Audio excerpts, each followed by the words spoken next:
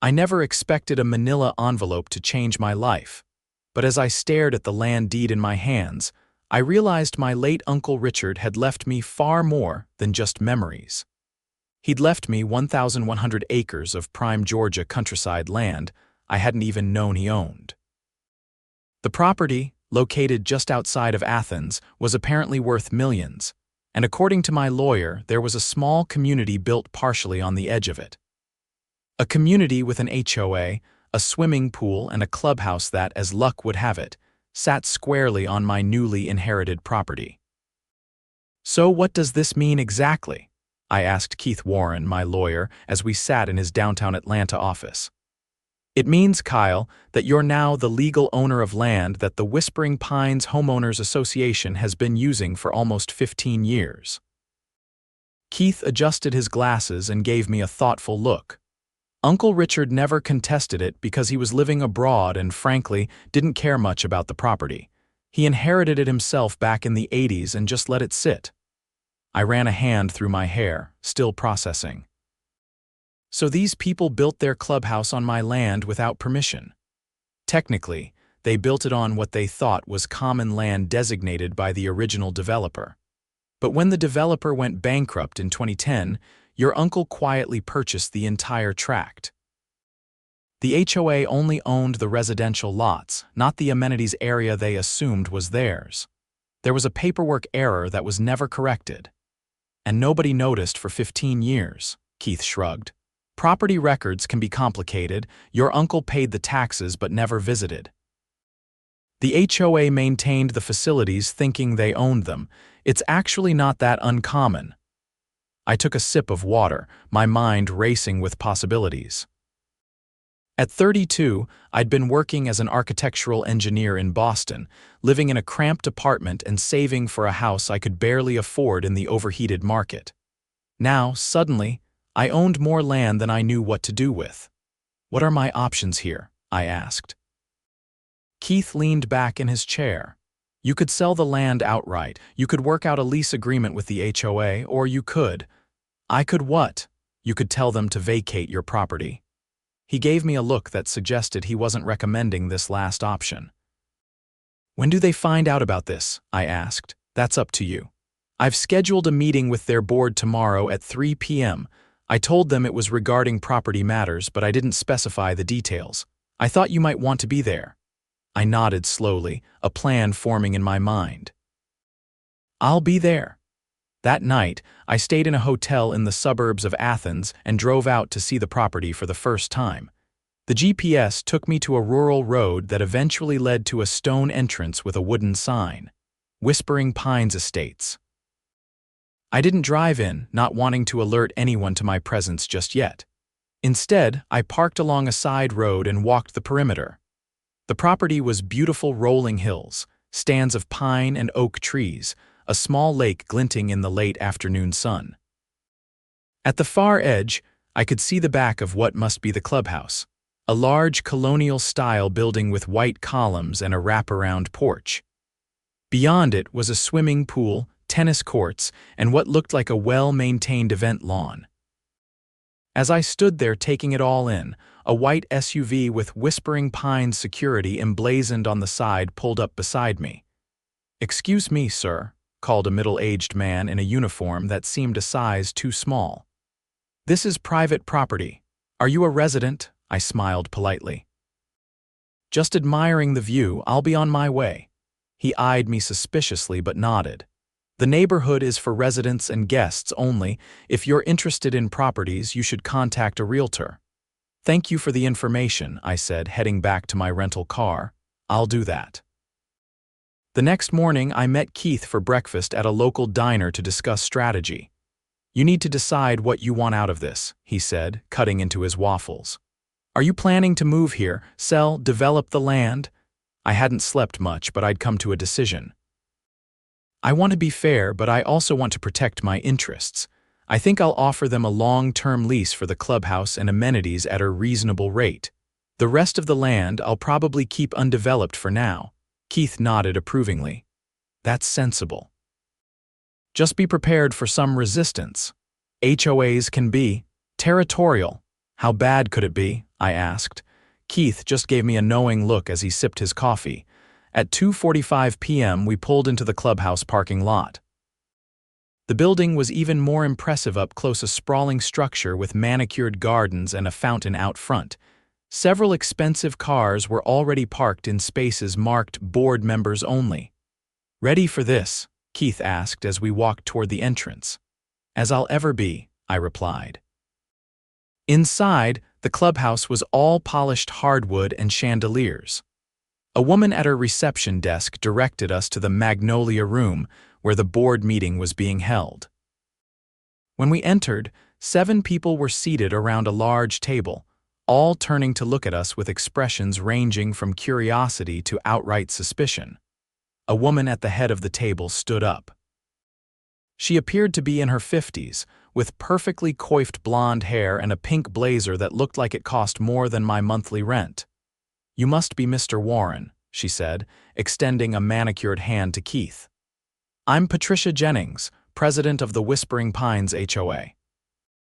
We were expecting just you today." "This is my client, Kyle Wilson," Keith replied smoothly. "He's the reason for our meeting." Patricia's smile remained fixed, but her eyes narrowed slightly. "I see. Well, please have a seat. We've allocated 30 minutes for this discussion before our regular board meeting." As we sat down, Keith placed a folder on the table and began to speak. "Thank you for meeting with us. I'll get straight to the point.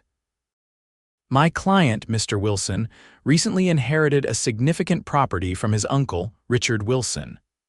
"The Wilson tract," interrupted a balding man across the table. "That's mostly undeveloped forest land on the other side of the county." "Actually," Keith continued, "it's the 1,100 acres surrounding this community, including the land on which this clubhouse sits." The room went completely silent. Patricia's smile vanished. "That's impossible," she said flatly. "This clubhouse and all amenities are owned by the Whispering Pines Homeowners Association. We have the deeds." Keith slid the folder toward her. "I believe if you review these documents, you'll find that while you own the residential lots, the common areas including this clubhouse, the pool, tennis courts, and surrounding grounds are actually part of the Wilson property." Patricia snatched the folder and began flipping through the papers, her face growing increasingly flushed. The other board members leaned in, murmuring to each other. "This is preposterous," Patricia finally declared. "We've maintained these facilities for 15 years. We've paid for improvements, repairs, landscaping without a clear title to the property," Keith interjected. "There was an error when the original developer went bankrupt. Richard Wilson purchased the entire tract, including what you've been using as common areas." "So what are you saying?" demanded a thin man with glasses. "That we've been trespassing for 15 years. I decided it was time to speak up. I'm not here to cause problems. I understand this is a shock, and I'm willing to work out an arrangement that's fair to everyone." Patricia's eyes locked onto mine, her expression hardening. "What kind of arrangement did you have in mind, Mr. Wilson?" "A long-term lease agreement for the clubhouse and amenities. You can continue to use them as you have been, just with a formal agreement in place and a reasonable annual payment." "Payment," Patricia nearly spat the word. "We've invested hundreds of thousands of dollars in these facilities already." "Which you've been using without title," Keith reminded her gently. "Legally speaking, those improvements were made on Mr. Wilson's property." The room erupted in angry voices. I noticed one woman who hadn't spoken yet, studying me intently. She appeared younger than the others, maybe early 40s, with dark hair pulled back in a neat ponytail. "May I ask a question?" she said, her voice cutting through the chaos. The others fell silent. "I'm Nancy Davis, treasurer of the board." "Mr. Wilson, are you planning to develop the rest of the property?" I shook my head. "Not in the immediate future, no. I'm an architectural engineer by profession, so I appreciate well-planned development, but I'm not looking to disrupt your community." Nancy nodded thoughtfully. "And what sort of lease terms were you thinking of?" Before I could answer, Patricia cut in. This discussion is premature. Our attorney needs to verify these claims before we consider any proposals. Of course, Keith agreed. We anticipated that. All the documentation is there, including the original purchase by Richard Wilson and the probate documents transferring ownership to Kyle. Your attorney is welcome to contact me with any questions. Patricia stood abruptly. This meeting is adjourned. We'll be in touch after our legal counsel has reviewed your claims. As people began gathering their things, Nancy approached me. Mr. Wilson, regardless of how this turns out, I hope we can keep the lines of communication open. Not everyone here is as confrontational as Patricia. I'd like that, I replied, surprised by her reasonable approach. As we walked back to the car, Keith shook his head. That went about as expected. HOA boards tend to react defensively when their authority is challenged. That Patricia person seemed particularly upset. Patricia Jennings has been president for 8 years, from what I've heard. She runs this place like her personal fiefdom. The landscaping fees alone are astronomical.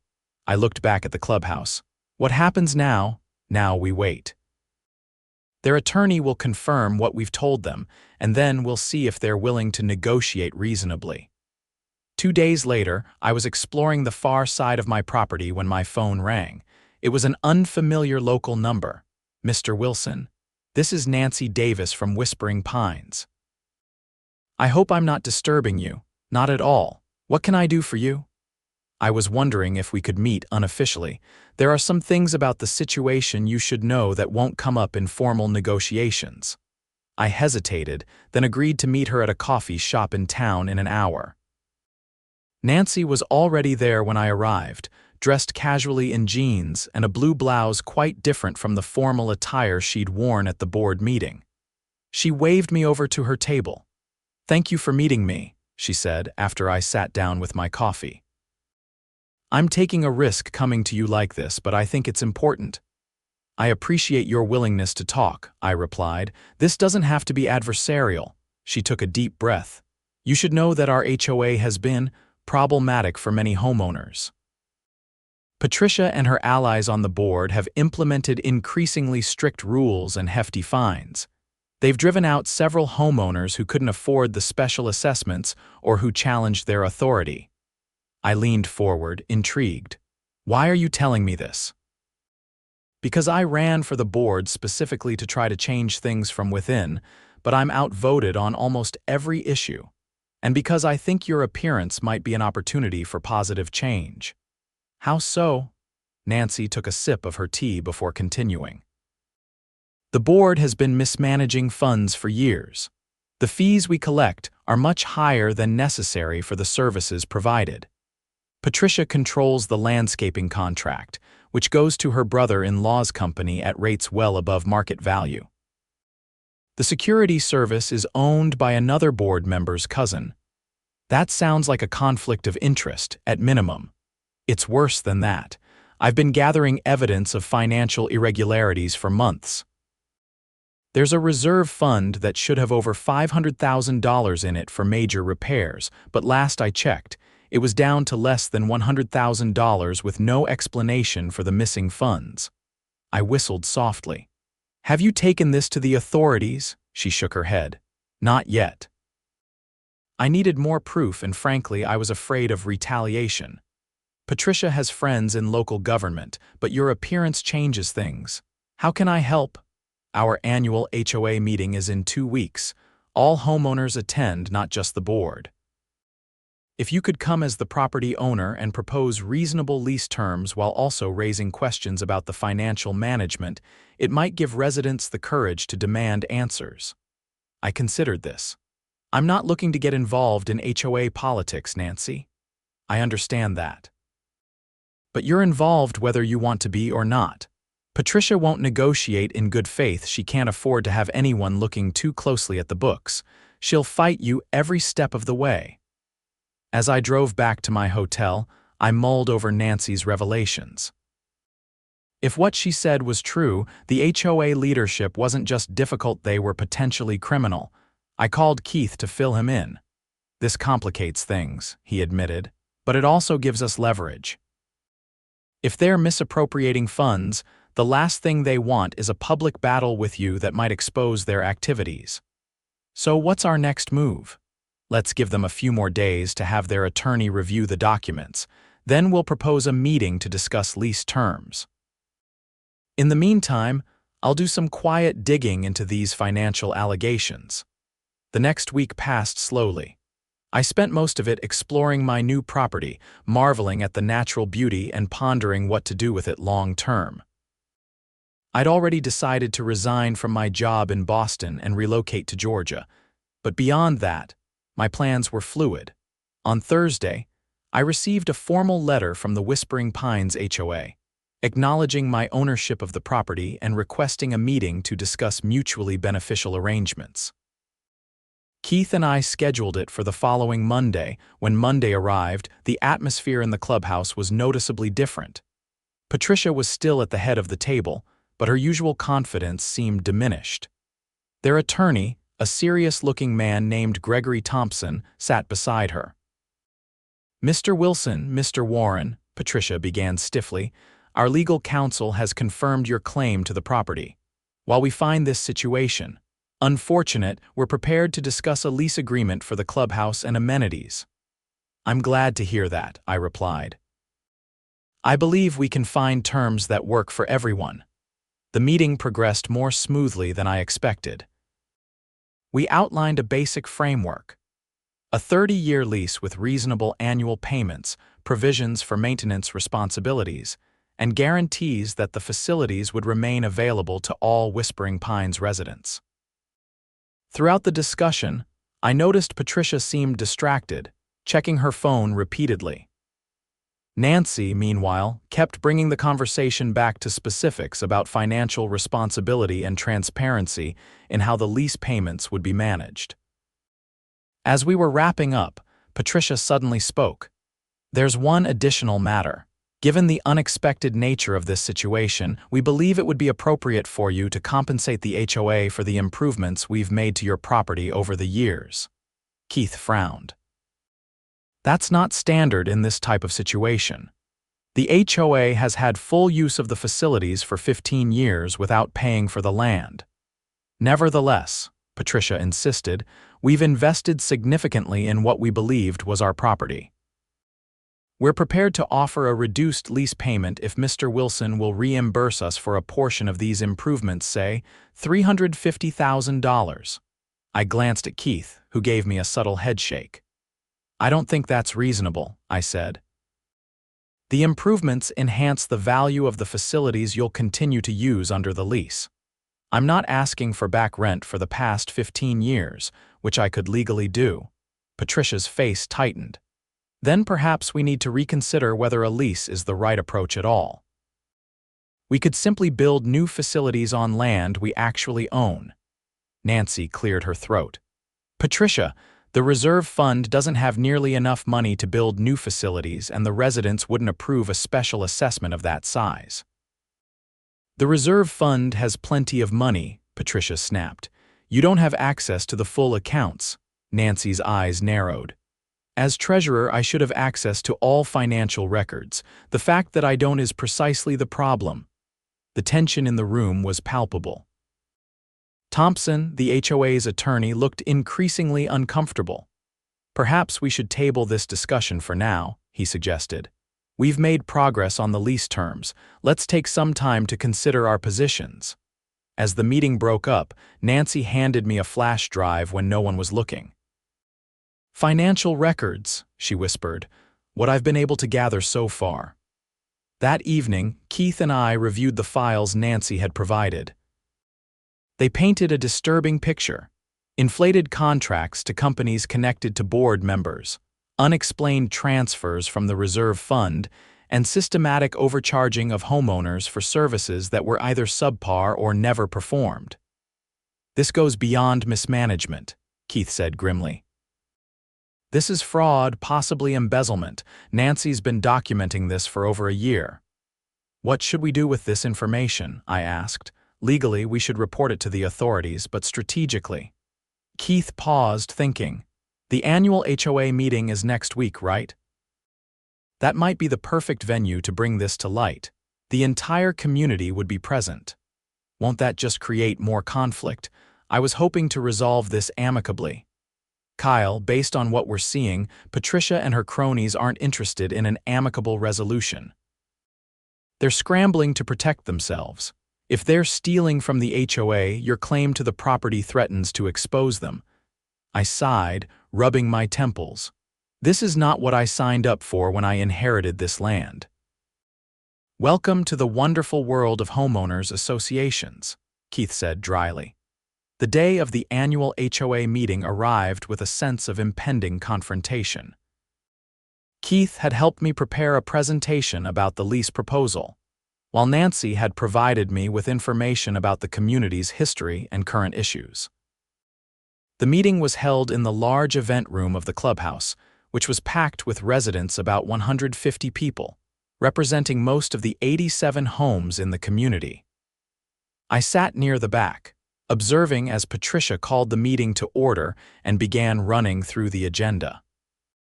After approving minutes from the previous meeting and presenting committee reports, Patricia addressed what she called the property matter. As some of you may have heard, we've recently been informed that the land underneath our clubhouse and amenities is owned by a private individual due to an oversight when the original developer went bankrupt. The board has been negotiating with the owner, and we're close to finalizing a lease agreement that will secure our continued use of these facilities. Murmurs rippled through the crowd. Patricia continued, "This will require a special assessment to cover the lease payments and legal fees. We anticipate approximately $2,000 per household." The murmurs turned to outright objections. "Why are we just hearing about this now?" called out one resident. "How did this happen in the first place?" demanded another. Patricia raised her hands for quiet. "These are all valid questions, but let me assure you that the board is handling this situation with the community's best interests in mind." At this point, Nancy stood up. "I think the community deserves more information before we discuss any special assessment. As treasurer, I've been raising concerns about financial irregularities for months. Before we commit to additional expenses, we should have a complete accounting of our existing funds." Patricia's face flushed with anger. "This is not the time or place for your unfounded allegations, Nancy." "They're not unfounded," Nancy replied firmly. "I have documentation of questionable contracts, inflated expenses, and withdrawals from the reserve fund that haven't been properly accounted for." The room erupted in questions and exclamations. Patricia banged her gavel repeatedly, trying to restore order. "Perhaps I can provide some clarity," I said, standing up. All heads turned toward me. "Who are you?" someone called out. "This is Kyle Wilson," Patricia said tightly. "He's the person claiming ownership of the clubhouse property." "Not claiming," I corrected. "I legally own it, as your attorney has confirmed, and I'd like to address the community directly about my intentions." Patricia looked like she wanted to refuse, but the residents were already calling for me to speak. She reluctantly yielded the floor. I walked to the front of the room. "Good evening, everyone. As Miss Jennings mentioned, I recently inherited this property from my uncle, Richard Wilson. I've proposed a fair lease agreement that would allow you to continue using the facilities as you always have. The terms we've discussed would amount to approximately $500 per household annually, not the $2,000 that was just mentioned." This caused another stir in the room. "However," I continued, "in the course of these negotiations, some concerning information has come to light regarding the financial management of your HOA. I believe this affects all of you as homeowners and should be addressed before any agreement is finalized." Patricia stepped forward. "Mr. Wilson is not a resident and has no standing to discuss our internal affairs. I move that we adjourn this portion of the meeting and continue with regular business." "I second that motion," said the balding man I recognized from the board. "Actually," said Keith, who had joined me at the front, "as the legal owner of this building, Mr. Wilson has every right to be here and to address issues that directly impact his property and any lease agreement." A gray-haired woman in the audience stood up. I want to hear what he has to say. We're talking about our money and our community. Several others voiced their agreement. With the momentum on my side, I proceeded to outline what we'd discovered. The inflated contracts, the depleted reserve fund, the special assessments that had gone to projects with little oversight. The documents I've seen suggest that hundreds of thousands of dollars have been mismanaged or diverted over the past 5 years, I concluded. As you consider how to move forward with the lease agreement, and with your HOA leadership, I believe this information is crucial. The room was in uproar. Residents were on their feet, demanding answers from Patricia and the board. Some were calling for their immediate resignation, others wanted an independent audit. Patricia, her face now ashen, attempted to regain control. These are baseless accusations. Mr. Wilson is clearly trying to manipulate this situation for his own benefit. Nancy stepped forward with a folder. These are not baseless. I've been gathering evidence for over a year. The landscaping contract alone has been inflated by at least 40% compared to market rates, and the company is owned by Patricia's brother-in-law. Similar arrangements exist for security, pool maintenance, and legal services. One of the other board members, a woman named Margaret, abruptly stood up. I had no knowledge of these arrangements. If what Nancy is saying is true, I cannot continue to serve on this board. She walked out, leaving her place at the table empty. The meeting devolved into chaos after that. Some residents approached Nancy for more information. Others confronted Patricia and the remaining board members. A motion was quickly passed to create a special committee to investigate the allegations and report back within 30 days. As the meeting broke up, an older gentleman approached me. I'm Howard Miller, former board president before Patricia took over. Some of us have been concerned about the direction of the HOA for years, but we couldn't get enough support to make changes. Thank you for bringing this to light. I didn't set out to cause a revolution, I admitted. I just wanted a fair agreement for the property. Howard nodded, understanding. Sometimes it takes an outsider to make people see what's been in front of them all along. Over the next few weeks, events moved rapidly. The special committee, with Nancy as a key member, conducted a thorough investigation with the help of a forensic accountant. Their findings confirmed what we suspected. Patricia and 3 other board members had been systematically directing HOA funds to businesses they had connections to, often at inflated rates. The reserve fund had indeed been depleted, with at least $250,000 unaccounted for. The community voted to remove the entire board and elect interim leaders until a proper election could be held. Nancy was named interim president, with Howard serving as treasurer. They also voted to pursue legal action against Patricia and the others involved in the financial mismanagement. The county district attorney's office launched an investigation based on the evidence provided by the special committee. 3 weeks after the annual meeting, Patricia Jennings was arrested on charges of embezzlement and fraud. 2 other board members faced similar charges, while a third agreed to cooperate with investigators. Throughout all this, I had been staying in a rental cabin on my property, away from the community but close enough to monitor developments. Nancy kept me updated on the HOA situation and continued discussions about the lease agreement. One evening, as I was sitting on the cabin porch watching the sunset, Nancy's car pulled up the gravel drive. She'd taken to visiting occasionally to discuss community matters, but today she seemed particularly excited. The interim board approved the lease terms, she announced as she joined me on the porch. 30 years with the payment schedule we discussed. We've also allocated funds to finally fix the roof on the clubhouse, which has been leaking for 2 years despite residents' complaints. That's good news, I said, offering her a glass of lemonade. How are things otherwise, improving daily? We've renegotiated all the service contracts, saving almost 30% across the board. The pool is actually being maintained properly now, and we've established new financial oversight procedures to prevent anything like this from happening again. And Patricia? Nancy's expression turned serious.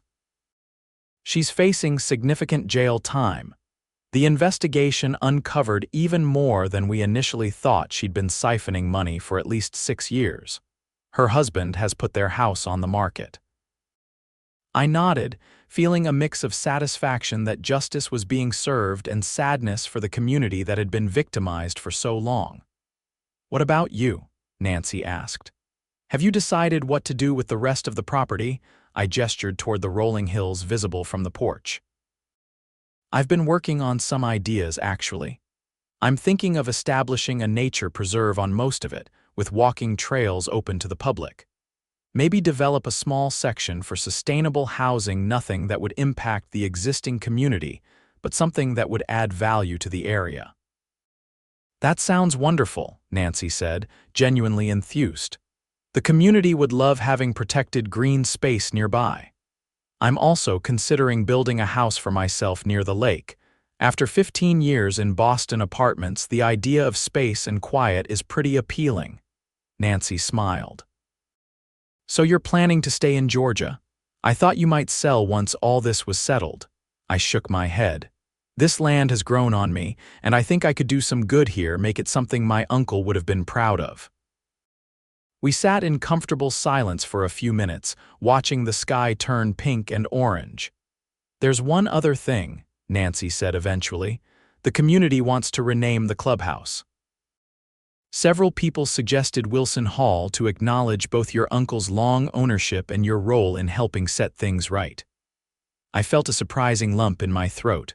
That's very kind of them, though I'm not sure I deserve the credit. You were fighting this battle long before I arrived."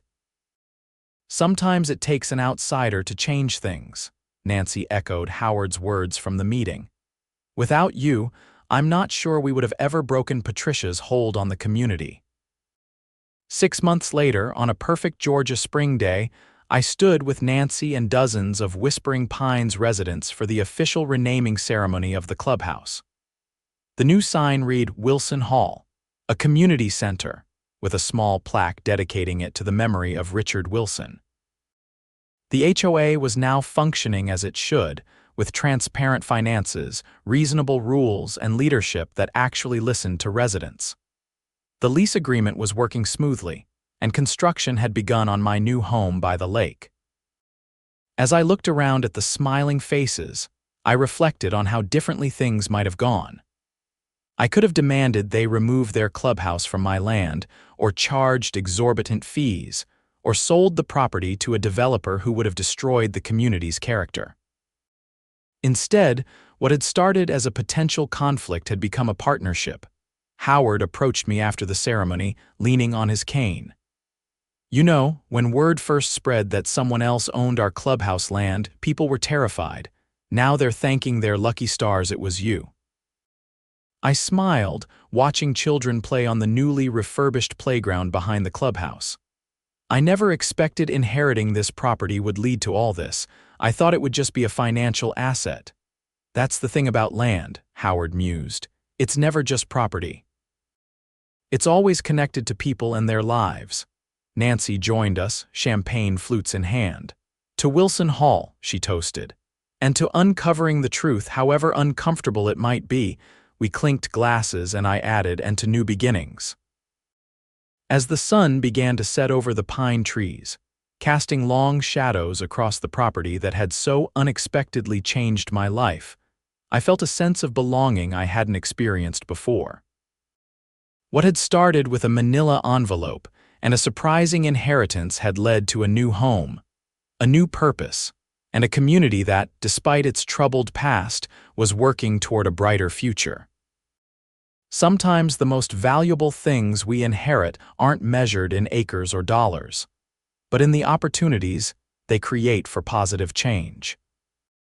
My 1,100 acres had given me that chance, and I was determined to make the most of it, not just for myself, but for everyone whose lives were connected to this beautiful piece of Georgia countryside that I now called home.